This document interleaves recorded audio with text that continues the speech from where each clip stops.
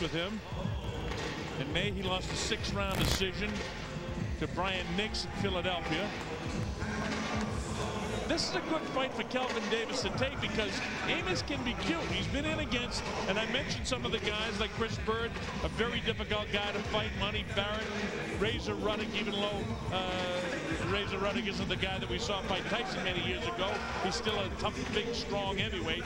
And Amos has been in against the likes of these guys. So it'll be interesting to see just how quick Kelvin Davis can feel him out and get to him.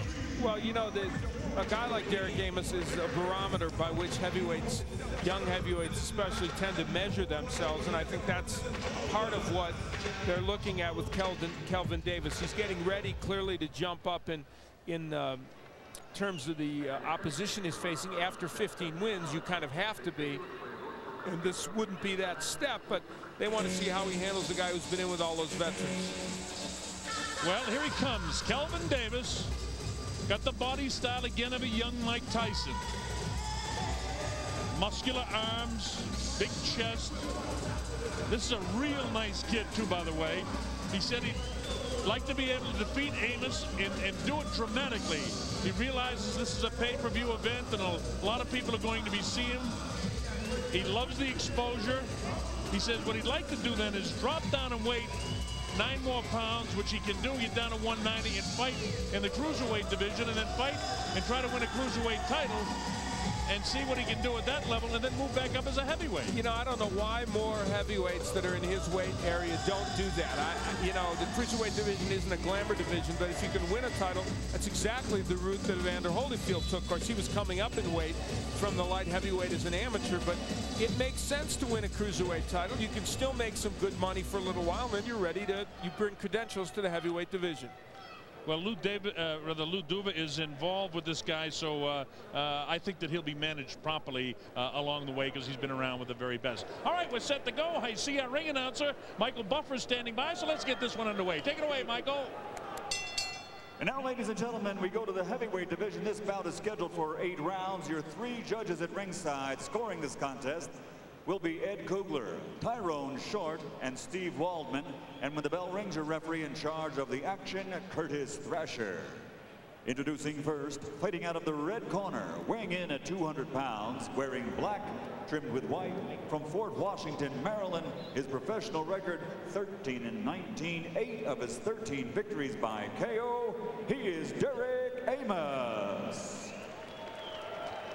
And his opponent across the ring, fighting out of the blue corner, weighing in at 199 pounds, wearing white trimmed with black, from Las Vegas, Nevada. A perfect professional record consisting of 15 bouts, 15 victories, 11 by knockout. Introducing Concrete, Kelvin Davis. Okay, here we go, gentlemen. Come on, step up here. Okay, fellas. You know the lick. You know the rules of boxing in the state of Colorado. I'm here to enforce those rules. I expect a good, clean fight. Return to your corner, come out boxing at the bell. All right, so we're set to go here. This should be exciting for as long as it lasts. Watch this kid, Kelvin Davis. You'll enjoy watching him. In his corner, his brother Kelly Davis, Jim Strickland, and Bobby Lee all work with him. In the white trunks with the black trim, Kelvin Davis in the black trim, rather in the black trunks with the white trim is Derek Amos. Here we go, round 1, scheduled for 8. Watch the way Davis tries to work inside, throwing bombs right away. Derek has already felt the power of that body shot with that big booming right hand shot to the crashing to the rib cage. Nice straight jab upstairs. Well, I'll tell you this, Amos better stay away. He's nailed with the left hook. Body shots, uppercuts. Not getting too impatient, Al. I like that. He's just waiting for a shot. Amos loads up a right hand in the meantime. The thing you have to like about what Davis does is he follows behind the jab, and then you see him on the inside. Clearly, he has worked hard to perfect this inside style, and he's got the skills in there. He bangs to the body. He comes back upstairs. He really punishes Amos behind the right elbow, the left elbow. And there's a nice uppercut by Amos inside, but Davis has the chin tucked. Wow, with that left hand that backs Amos off a bit. Now Amos throws some shots of his own. Tries to hang on inside. You hear the referee, Curtis Thrasher, say, hey, give him some room. You know, Derek Amos already has seen that the punch that will be effective is the uppercut on the inside. He's thrown it about 3 times. Well, he's hooked around the body right now of Davis, and Davis has hurt him. Bangs him behind the head. Bangs him to the body this time. That was a crashing blow to the body. Nails him to the head and uppercut inside. Looking to land a big power right hand again now.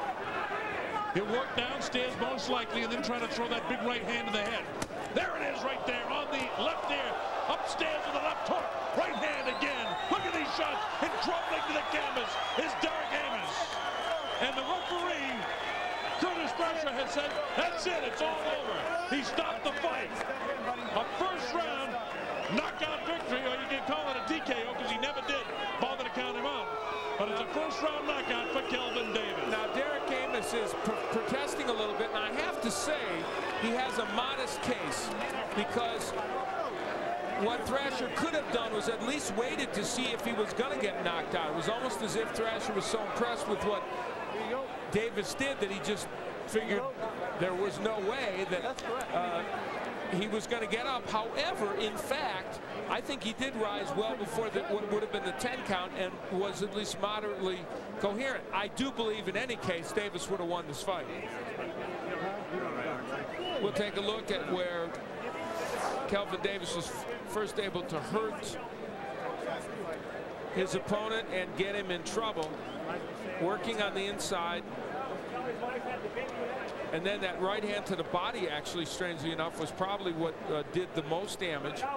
And for Amos, once he was in trouble, Davis showed us that he's a pretty good finisher by working both the body and the head. He wasn't one-dimensional in his attack.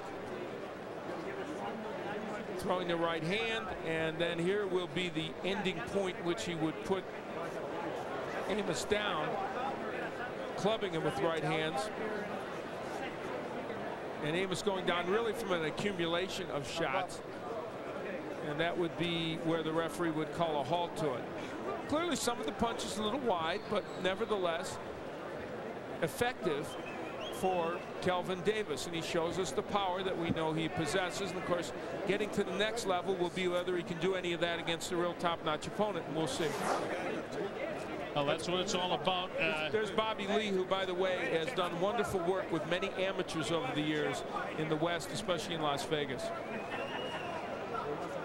All right, we're ready to make this thing official, so let's go to our ring announcer, Michael Buffer.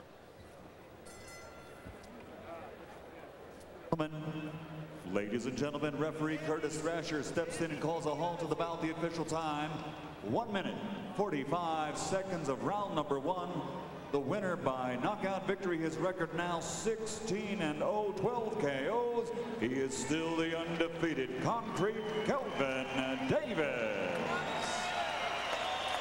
Kelvin Davis, like you, Al, I would have liked to have seen the referee give Amos maybe one more shot to get up. It was academic. I mean, Davis clearly a superior fighter, but I just want to see more of him. I like the kid. Well, he would have won the fight in any case, but and certainly there's really no serious controversy. But he's a powerful young heavyweight, and we've seen so many powerful young heavyweights before. The litmus test comes when they face people that really punch back.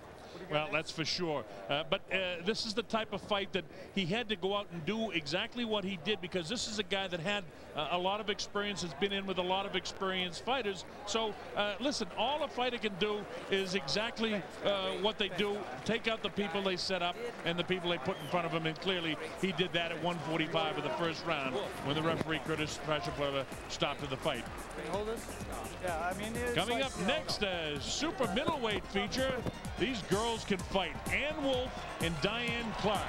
Al and I will talk a lot more about Ann Wolfe and Diane, but boy, interesting stories, both of these young ladies.